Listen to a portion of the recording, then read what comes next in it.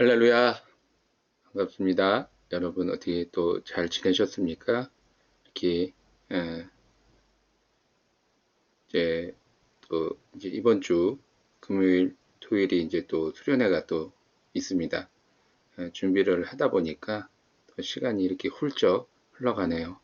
벌써 7월이 지나고 이제 8월, 참 22년이라는 숫자가 아직도 낯선데 벌써 세월이 이렇게 7월 절반을 넘어서 이제 하반기로 넘어가는 것 같습니다. 어쨌든 세월이 빠르다 하여도 여러분들이 늘 마음과 생각을 붙잡으셔서 어떤 세월의 요동에 같이 흔들리지 마시고 늘 하나님 앞에서 또한 세상에서 빛과 소금의 역할을 감당하시는 여러분들 되시기를 간절히 바라겠습니다.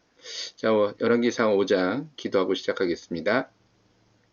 하나님 아버지, 오늘도 우리가 함께하여 주시고 주의 말씀을, 주의 은혜를 깨닫게 하시니 감사합니다. 우리가 이 말씀을 들을 수 있는 마음을 허락하시고 또 들을 수 있는 귀를 허락하여 주신 것 감사드립니다. 또한 보고 듣는 것에서 그치는 것이 아니라 마음의 깨달음을 얻고 늘 말씀대로 생활할 수 있는 믿음도 허락하여 주옵소서. 여러 가지 분주한 모든 것을 내려놓기 원합니다. 또한 코로나로 인한 여러 가지 두려운 마음도 내려놓기 원합니다. 하나님, 오직 우리의 인생을 주관하시고 다스리시는 하나님을 바라보며 믿음으로 승리케 하여 주시고 온전히 순종케 하여 주시옵소서. 예수님의 이름으로 기도드렸사옵나이다. 아멘. 열왕기상 5장은 굉장히 짧은 장이에요. 18절밖에 없고 또 사실 내용도 굉장히 사실은 심플합니다. 그래서 다른 장이랑 이렇게 붙어서 가도 전혀 이상하지 않을 만큼 아주 짧게 되어 있는 장입니다. 그러나 또 짧다고 해서 뭐 의미가 없다 또는 그냥 우연치 않게 들어온 장이다라는 것은 아니죠. 짧지만 왜 이것이 우리들에게 전달되어져 가는가, 전달되어져 왔는가, 또 분명히 이 가운데 우리에게 전달되었다는 것은 하나님의 뜻과 의미가 있다라는 거겠죠. 그런 하나님의 뜻과 의미를 우리가 또 생각하면서 또 한번 이 말씀을 보았으면 좋겠습니다. 자, 먼저 4장 한번 보도록 하겠습니다. 열왕기상 4장은 솔로몬의 중앙 관리 조직부터 지방 관리까지 임명함으로써 솔로몬의 부와 영광을 표현하고 있습니다. 그리고 이 모든 것에는 솔로몬의 지혜가 뒷받침해주고 있음을 말합니다. 이것은 3장에서 하나님이 솔로몬에게 말씀해 주신 예언의 실현판입니다. 즉 하나님의 말씀을 반드시 이루어집니다. 그러나 우리는 지식과 경험으로 믿지 못할 때가 너무나도 많습니다. 우리의 지식과 경험으로는 내 문제도 해결하지 못합니다.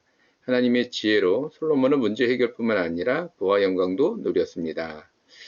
자, 우리 지난 시간에 이제 4장에 대해서 또 이렇게 말씀을 들었죠. 솔로몬이 이렇게 어떤 지방 관리까지 이렇게 다 관리를 임명하고 체계화함으로 인해서 나라가 어떤 국가로서의 왕정 국가로서의 어떤 기틀을 마련했고 또한 그것이 단순히 관리만 세웠다는 게 중요한 것이 아니라 관리 세웠다는 얘기는 세금을 거뒀다는 얘기죠.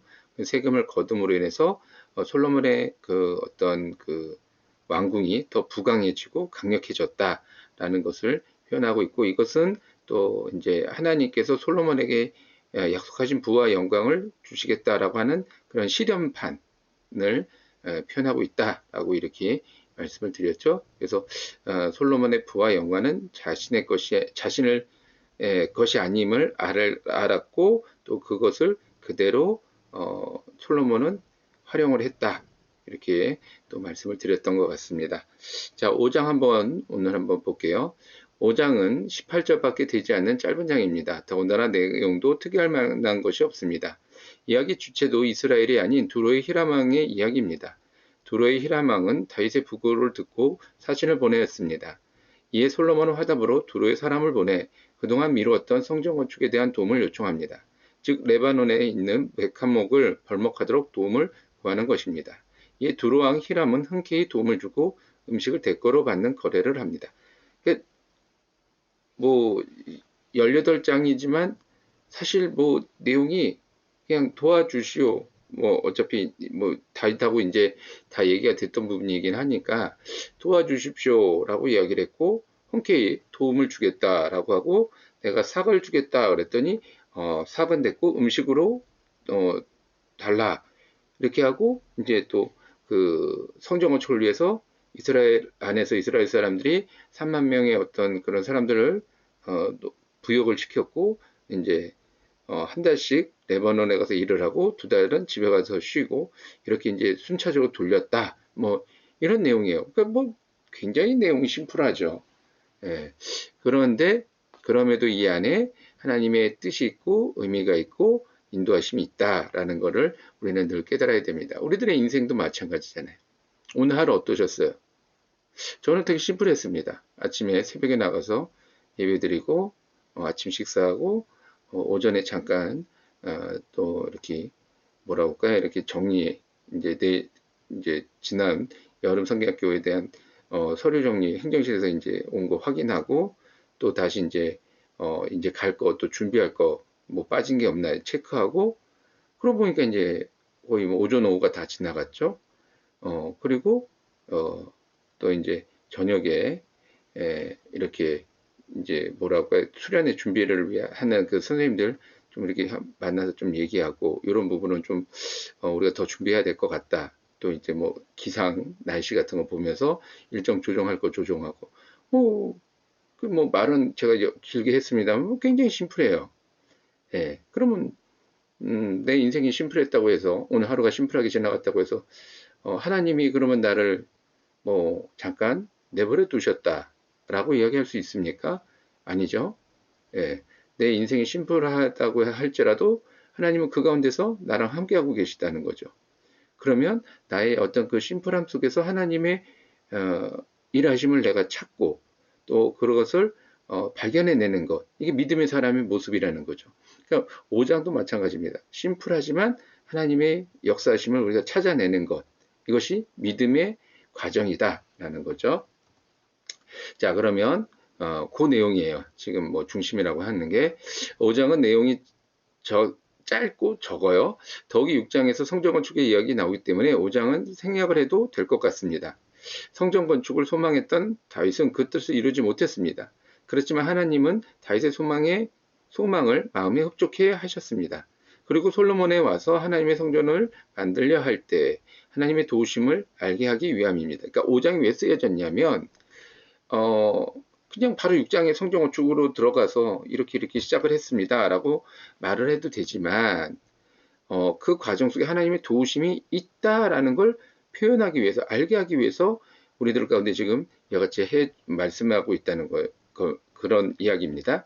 두로왕 히람은 솔로몬과 쉽게 하는 거래를 하는 것 같지만 하나님의 도우심 아니고서는 불가능한 일임을 표현하는 것입니다. 그러니까는 히람 왕이 다윗 왕을 사랑했다라고 할 때, 그 마음이 다윗 왕이 죽음으로 인해서 변할 수도 있는 거 아닙니까? 아, 다윗 왕이 나랑 참 잘 지냈는데, 어떤 다윗 왕의 어떤 그런 사망 사건으로 인해서, 마음이 변해서 갑자기 이스라엘과의 척대 관계로 바뀌었다. 얼마든지 가능성이 있는 이야기예요. 또 두로나 시돈 같은 나라는 이렇게 두로와 시돈을 같이는 항상 붙여서 이야기를 하는데 다른 도시 국가입니다. 근데 하나의 왕이 다스렸던 것 같아요. 그러니까 이렇게 두로와 시돈 같은 국가는 교육 국가입니다. 그렇기 때문에 뭐 농사 짓거나 뭐 이런 그런 뭐랄까 그런 땅이나 그런 지형이 아니에요. 그렇기 때문에 만약에 다윗이 죽고 난 다음에 이스라엘의 어떤 또 전쟁을 통해서 침략을 해가지고 이스라엘의 어떤 양식을 약탈해 나갔다. 뭐 이렇게 또 바뀌어질 수도 있는 거 아니겠습니까? 그러니까는 얼마든지 뭔가 이렇게 잘못되고자 한다면 우리들의 인생 속에서도 뭐 예상치 못한 어떤 일들이 많이 일어날 때가 많잖아요. 그러니까 그럴 수 있음에도 불구하고 태평 성전이 이루었다는 거예요. 다른 어떤 이방 족속, 이방 민족이 다윗이 죽었다고 해가지고 반란을 일으킨다거나 혼란을 일으켰다거나 라는 게 없이 태평성대에 이루었다. 그리고 그 어떤 준비 과정 속에서도 너무 순탄하게 그래 좋다 흔쾌히 서로가 흔쾌히 서로가 도움이 되고 서로가 상부상조하는 어떤 그런 모습으로 지금 성전 건축이 준비가 이루어져 가고 있다라는 거를 지금 표현해주고 있는 거죠. 5장에서는 그건 하나님의 도우심이라는 거예요. 그럼 우리들의 지금 순탄한 하루의 인생, 또 한 달의 인생, 1년의 인생을 내가 돌아본다면 그것도 마찬가지죠. 하나님의 도우심으로 내가 오늘 하루를, 한 달을, 1년을 순탄하게 지냈구나 라고 우리는 감사해야 된다는 거예요. 이거를 알라고 지금 5장이 기록되고 있는 것입니다. 자, 내용을 한번 들어가서 자세히 볼게요. 조금 이제 형식을 바뀌었어요. 이게 너무 성경 공부인데 주러리 길게 설명하는 것 같아서 간단하게 한번 좀 요약을 했습니다. 자, 3절 말씀인데요. 사실은 뭐 1절부터 8절까지의 이야기를 다 함축하고 있는 거예요. 자, 당신도 알거니와 내 아버지 다윗이 사방의 전쟁으로 말미암아 그의 하나님 야훼의 이름을 위하여 성전을 건축하지 못하고 야훼께서 그의 원수들을 그의 발바닥 밑에 두시기를 기다렸나이다. 그러니까 히람도 어떤 이 이스라엘 내부적인 일에 대해서 알고 있었다는 거예요. 그러니까 그만큼 히람과 다윗은 아주 밀접하고 친분이 있는 사람이었다라는 것을 지금 솔로몬이 또 통해서 말을 하는 거죠. 그런데 다윗이 그럼 성전 건축을 하지 못한 이유가 뭐냐? 전쟁을 많이 했다는 거예요. 첫 번째가 여기 이제 사방이 전쟁으로 말미암아 이렇게 시작을 했죠. 전쟁을 많이 했다는 거예요. 전쟁을 많이 했다는 얘기는 피를 많이 흘렸다는 거죠. 우리 전에도 한번 제가 잠깐 설명을 드렸습니다만은 그러면 뭐 지금 이방 나라는 말할 것도 없고 이스라엘 내에서도 어쨌든 전쟁을 통해서 죽어온 병사들이 있기 마련인데 그러면 그 다윗에 대한 감정이 어쨌든 내 아버지의 어떤 그런 죽음에 다윗의 연관성이 있기 때문에 다윗에 대한 감정이 좋지 않을 수밖에 없습니다. 그런데 그런 다윗이 어떤 소원하고 목적하는 바가 성전 건축이었다. 근데 그거를 또 강제 부역을 시켜가지고 또 성전 건축을 이루었다라고 할 경우에 그 원성과 원망 그건 다 누구에게 가요? 성전에게 가는 거죠. 물론 다윗을 통해 다윗에게 가겠지만 어떤 다윗의 결과물인 성전에 그것을 가게 됨으로 인해서 두고두고 성전을 볼 때마다 원망의 거리가 되는 거죠. 그래서 하나님은 다윗을 통해서 성전 건축을 하지 못하게끔 했다라는 거죠. 또 그런 끊임없는 전쟁을 통해서 우리도 이제 뒤에 가서 이제 내용을 보겠습니다만은 18만 3천 명이나 되는 많은 사람들을 그러니까 60만 명의 어떤 장정이라고 계산을 할 때 3분의 1이나 되는 사람이 7년 동안이나 그 성전 건축에 매달려 있었습니다. 그러니까는 만약에 외부에서 침입이 들어오게 된다면 이 사람들이 성전 건축하다 말고 또 다시 칼 들고 무기 들고 또 나가서 싸워야 되고 이런 어떤 혼란과 혼돈이 있어서는 안 되는 거죠. 그럼 성전 건축을 못 하는 거예요. 예. 그런 것처럼 이렇게 성전 건축할 시간이 없었던 거죠. 끊임없는 전쟁을 하기 위해서는 대규모 토목공사를 벌일 수 있는 시간적 여력이 없었다라고 하는 것입니다. 그래서 하나님의 허락을 받지 못했던 거죠. 다시 건축을 못했던 이유가 이겁니다. 자, 그러면 다시 말해서 그러면 솔로몬 때 성전 건축이 가능한 이유는 또 뭐냐는 거예요. 자, 먼저 우리가 시간적으로 태평성대를 이루었다는 거죠. 앞서서 얘기한 대로 끊임없는 전쟁 속에서는 대규모 토목공사를 벌일 수가 없습니다. 그런 어떤 시간도 여력도 여건도 되지 못하는 거죠.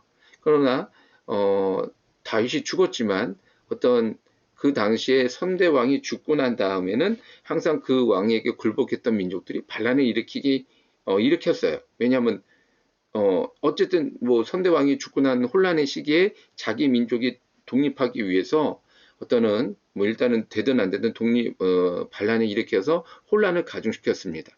그런데 우리가 보았듯이 다윗이 죽고 난 다음에 솔로몬 때는 그런 일들이 없었어요. 다 오히려 솔로몬에게 순종하겠다. 우리가 조공을 바치겠다. 이렇게 순탄하게 이어져 갔다는 거죠. 이거는 하나님의 도우심이 아니고서는 이루어질 수 없는 일이다.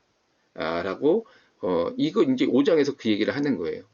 자, 태평성대라는 말은 뭐예요? 원수가 없었다는 거죠. 그러니까 태평성대가 단순히 그냥 조용했다라는 의미가 아니라 솔로몬이 두루두루 더러더러 다 평탄하게 만들었다. 이게 사장의 내용이지 않습니까?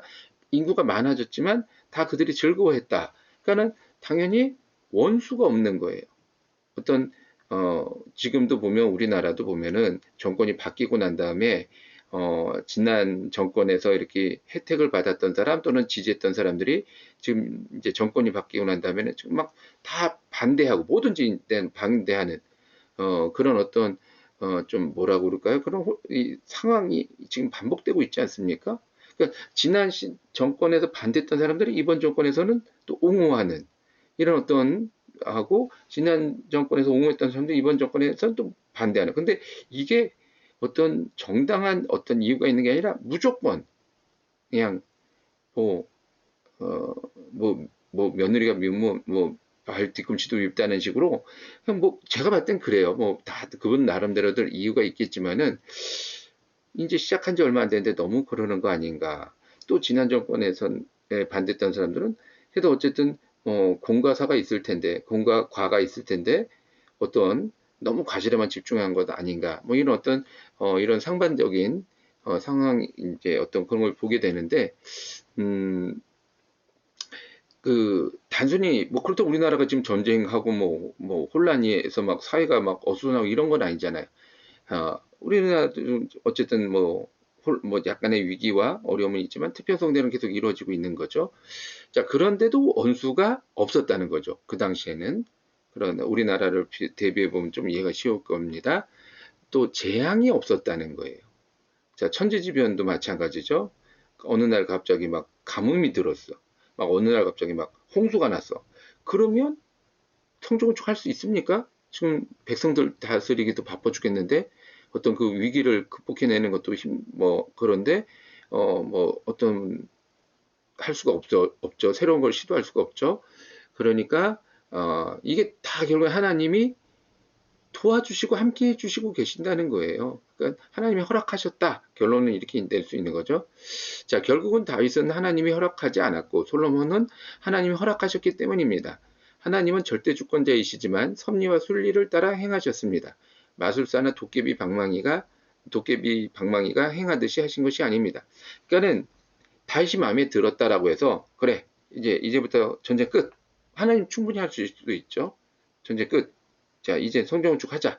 뭐 이렇게 어떤 하나님께서 하시고자 한다면 얼마든지 할 수 있었지만은 그런 어떤 뭐라 그럴까 이렇게 뚝딱뚝딱 하듯이 이렇게 하신 것이 아니라 그 전체적인 순리를 보고 전체적인 어떤 사람들의 어떤 모습들을 다 보시면서 이렇게 인도하셨다라는 것을 이야기하고 있는 거예요. 그럼 우리들의 삶도 내가 순탄한 길을 걷고 있다.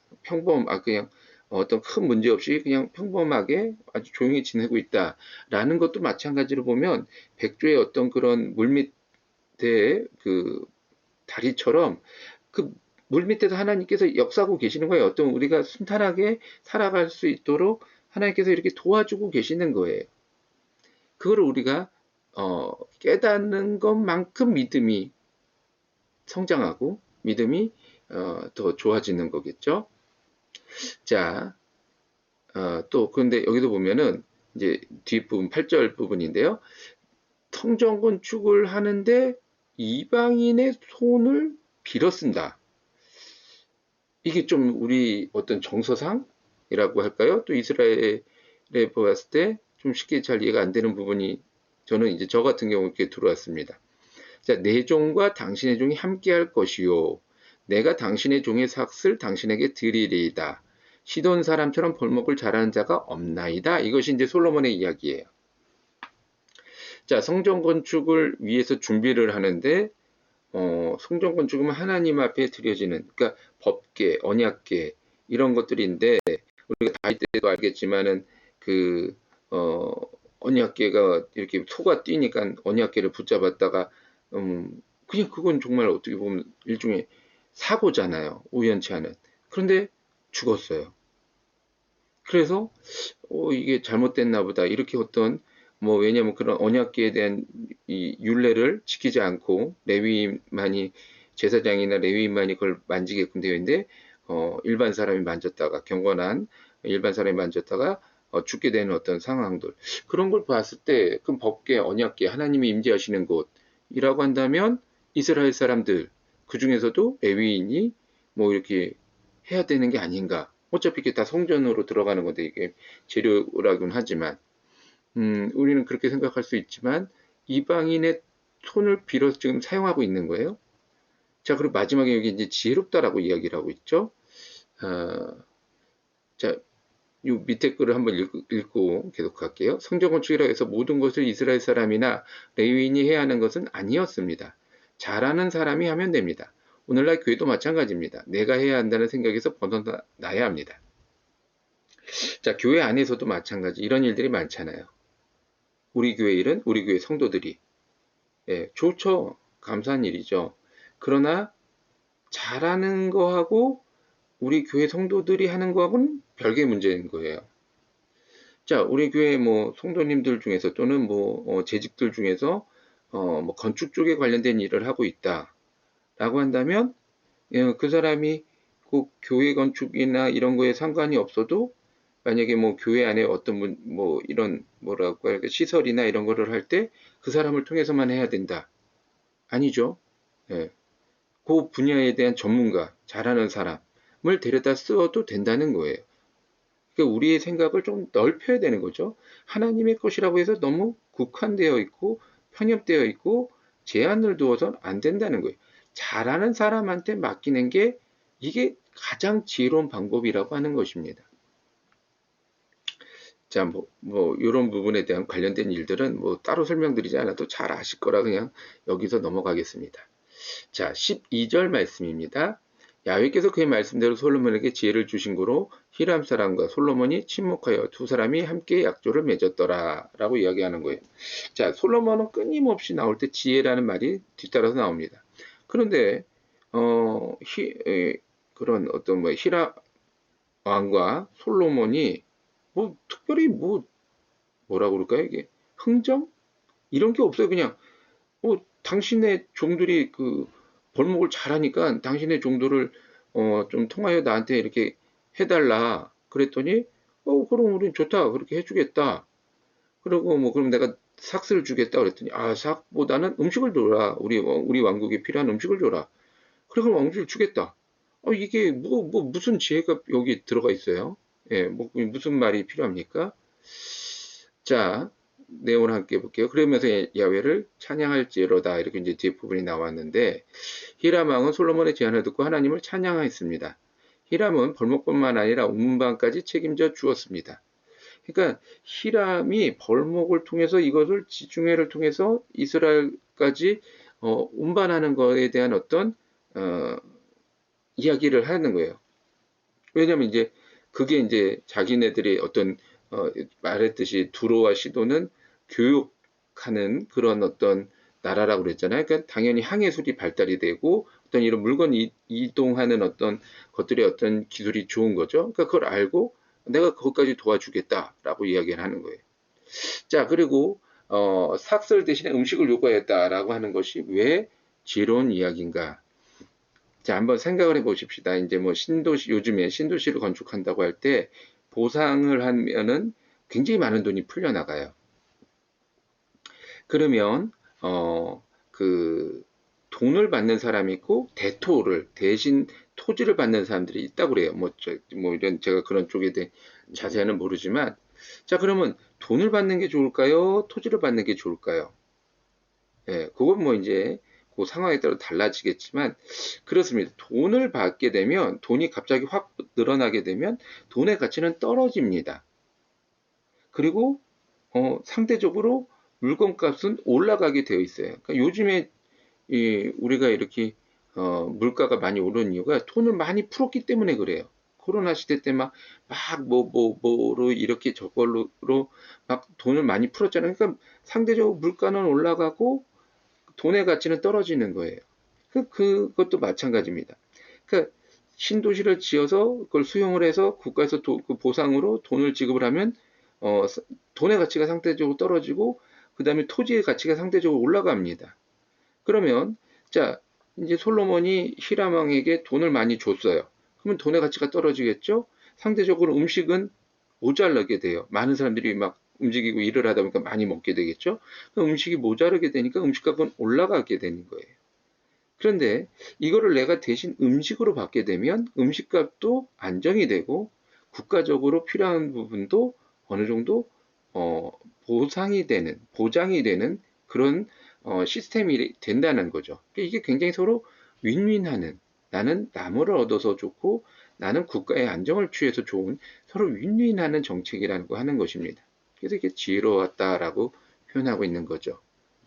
좀 이해가 되시나요? 이게 약간 경제적인 부분의 이야기라 저도 뭐 이렇게 자세하게 설명을 못 해드려서 조금 이해를 해주시기 바라겠습니다. 자, 그래서 이제 1년에 밀 2만 고르, 이게 1고르가 그럼 얼마냐? 그랬더니 330, 뭐 400, 이렇게 이제 또 서로 얘기가 이제 옛날 도량형이다 보니까는 이렇게 되는 것 같아요.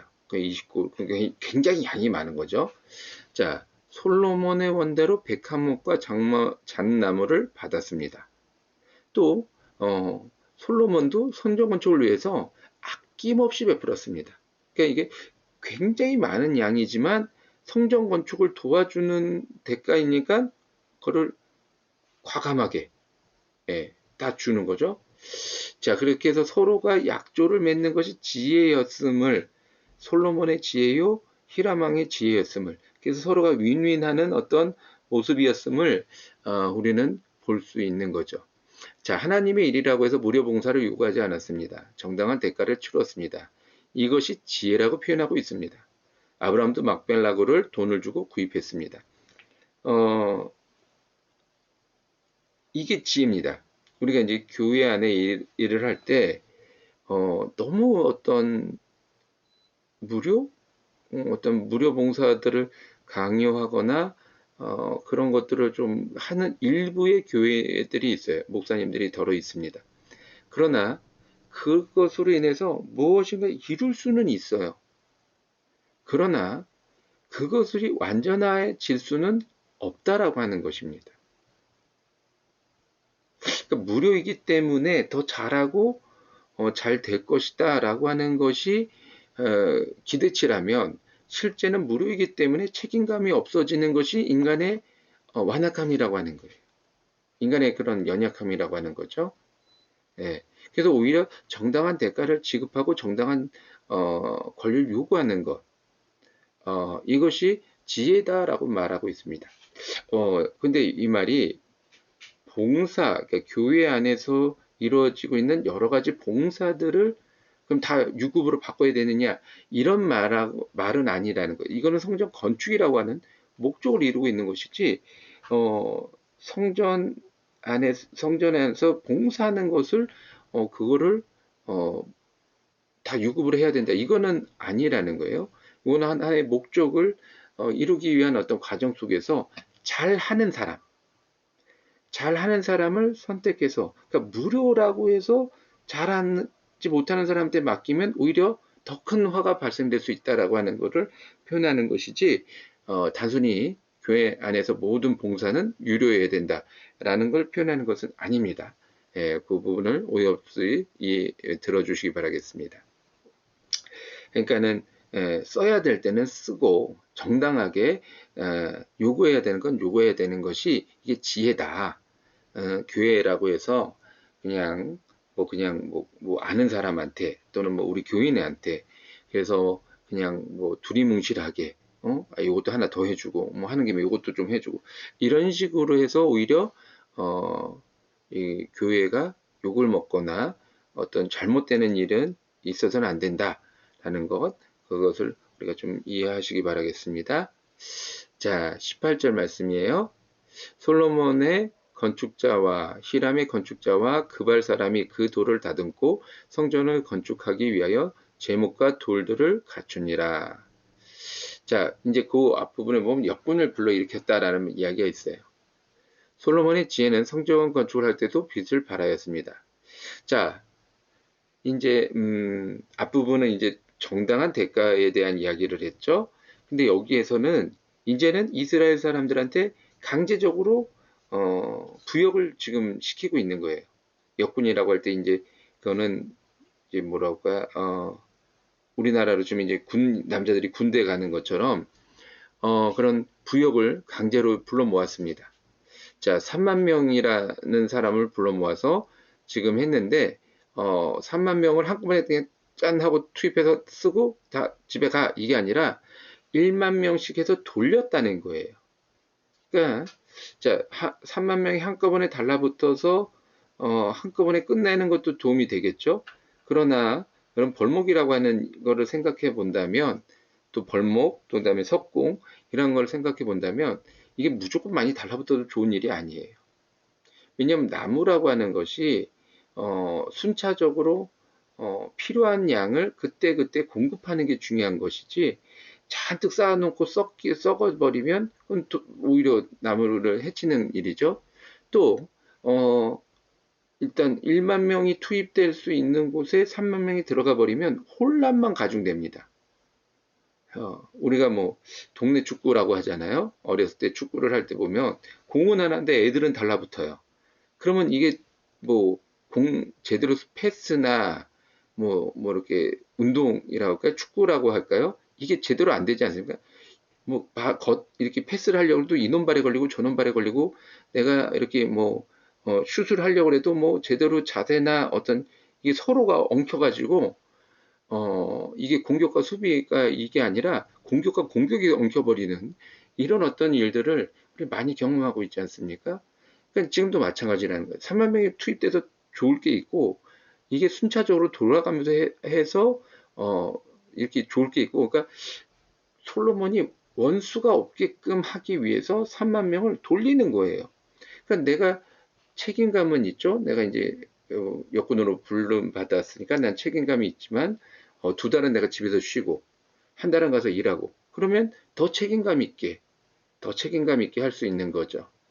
자, 그 다음에 이제 마지막 부분이 아도니람은 감독이 되었다라고 이야기하고 있습니다. 이 모든 걸 전체를 관리하는 사람. 그러니까 이제 4장에서도 나오죠. 이 아도니람이라는 사람에 대해서. 자, 그러면 3만 명이 돌고 돌 때 관리자는 쉬었을까요? 문득 그 생각이 들더라고요. 그럼 책임감이 큰 사람은 그만큼 맡은 일이 더 큽니다. 많습니다. 예, 당연한 거죠. 제가 봤을 때 뭐 성경에 안 나왔으니까 모르겠습니다. 아도니람은 못 쉬었을 것 같아요. 3개월 동안. 그 3만 명이 돌고 돌 동안 아니면 성전건축 끝날 때까지 7년 동안 못 쉬었을 것 같아요. 어떻게 쉽니까 감독이. 전체를 종괄하는 사람이 어떻게 쉴 수 있겠어요. 큰 책임을 맡은 사람에겐 큰 업무가 주어지기 마련이죠. 네. 자, 성전 건축을 하기 위하여 솔로몬의 건축자가 성전을 위하여 일하였고 히람의 건축자가 성전을 위하여 일하였고 그발 사람이 성전을 위하여 일하였습니다. 교회 일은 누가 해야 할까요? 교회 일이라고 해서 무조건 성도가 해야 되는 것은 아닙니다. 교회 일이라도 잘하는 사람이 하는 것이 맞습니다. 그러니까는 지금 이 5장에서 계속 반복해서 나오고 있는 이야기잖아요. 성전 건축을 부드럽게 순탄하게 잘 진행되어져 가고 있는데 그 가운데서 이스라엘 사람만 일하는 것이 아니라 히람의 건축자들도 그발 사람도 다 같이 성전 건축이라고 하는 목적을 위해서 일하고 있다. 예, 그 가운데 또 어떤 히람의 어떤 일꾼들을 위하여 음식을 이렇게 대접이라고 할까요? 음식을 제공했다. 어떤 대가로 그발 사람에게도 마찬가지로 또 대가를 지불했겠죠. 그러니까 이와 같이 모든 사람들이 성전 건축이라고 하는 목적을 위해서 일을 하고 있지만 누군가는 어떤 부역을 통해서 일을 하고 있고 또 누군가는 어떤 대가를 받고 일을 하고 있고 이런 어떤 것들이 밸런스를 맞춰가는 것 이것이 성전 건축의 어떤 기본 토대가 되었다. 베이스가 되었다. 라고 하는 것을 지금 표현을 하고 있는 것입니다. 그러니까 우리 삶의 어떤 모습을 표현해주고 있는 거죠. 그래서 이제 마무리 또 이어갔습니다. 열왕기상 5장은 성전 건축을 준비하는 과정을 보여줍니다. 그런데 성전 건축을 준비할 때 솔로몬은 이스라엘 사람들만 사용하지 않았습니다. 비록 이방인이라 할지라도 각자의 특기를 살려 성전 건축을 돕도록 했습니다. 그리고 합당한 임금을 지불하였습니다. 그렇다고 자발적인 일꾼을 모집한 것도 아니었습니다. 이스라엘 사람들을 강제로 불러 일으켰다고 말씀하고 있습니다. 그러니까 뭐랄까 무료 일꾼만을 자발적인 어떤 일꾼만을 한 것이 아니라 이스라엘 사람들도 강제로 부역을 또 시켰다라고 하는 거예요. 어떤 이런 이방 사람들에게 돈을 주고 이스라엘 사람들에게 강제 부역을 시키고 뭔가 이게 어긋난 것 같지만 이와 같이 행함을 통해서 이스라엘 사람들에게 성전에 대한 소망을 또 갖게 했다는 거죠. 이것은 처음으로 강제 노역을 시킨 것입니다. 교회가 사회 속에서 어떻게 살아야 할지를 보여주는 모습입니다. 그러니까 우리가 교회 일이기 때문에 책임감을 가지고 마치 강제 노역을 하듯이 해야 될 때도 있고, 또 외부 사람이지만 외부 사람에게 정당한 대가를 주면서 일을 맡겨야 할 때도 있고, 또 우리 안에서도 우리가 감당할 수 있는 부분은 우리가 또 책임지면서 자발적으로 일을 할 수도 있고, 때로 우리 안에 어떤 대가를 주고도 일을 시킬 수도 있고, 다 모든 것이 가능하다는 거예요. 뭐 이거는 되고 저거는 안 되는 게 아니라 다 가능한데 그때 상황에 맞춰서 또 잘하는 사람, 또 그걸 잘 해결할 수 있는 사람들을 뽑아서 그 사람들에게 맡기는 것. 그러니까 어느 한 사람이 주관해서 하는 것이 아니라 각자 달란트에 맞게끔 맡기는 것. 이게 교회의 일이 되어야 한다라고 하는 거예요. 근데 지금 우리나라 교회는 너무 한 사람에게 몰려 있죠. 모든 걸 그 사람이 주관하고, 집례하고, 뭘 결정하고, 이런 어떤 부분들, 좀 생각해 봐야 할 부분이라고 생각을 합니다, 저는. 잘하는 사람, 비록 이것이 어떤 교회 관련된 일을 할지라도 외부 사람한테 맡겨야 될 때가 있음을 우리는 알아야 될 것입니다. 자, 이렇게 5장을 마무리했습니다. 짧고 별 내용이 없다고 하면서도 시간은 다 채웠네요. 장마가 끝난 것 같더니 비가 계속 오고요. 이제 우기라는 말이 더 맞는 것 같은 그런 요즘 이 한 주간입니다. 여러분들 어쨌든 늘 건강 조심하시고, 특히 비가 올 때는 막 그렇게 집중호우가 오잖아요. 여러분들이 늘 그럴 때는 잠깐, 우산이 없을 땐 잠깐 피해 있으시면 또 그 어떤 고비는 넘어가니까 그렇게 잘 지혜롭게 건강을 잘 지키시기 바라겠습니다. 이번 주 금토는 제가 중고등부 수련회가 있습니다. 생각나시면 기도 부탁드립니다. 항상 코로나 조심하시고 늘 건강하시기 바라겠습니다. 기도하고 마치겠습니다.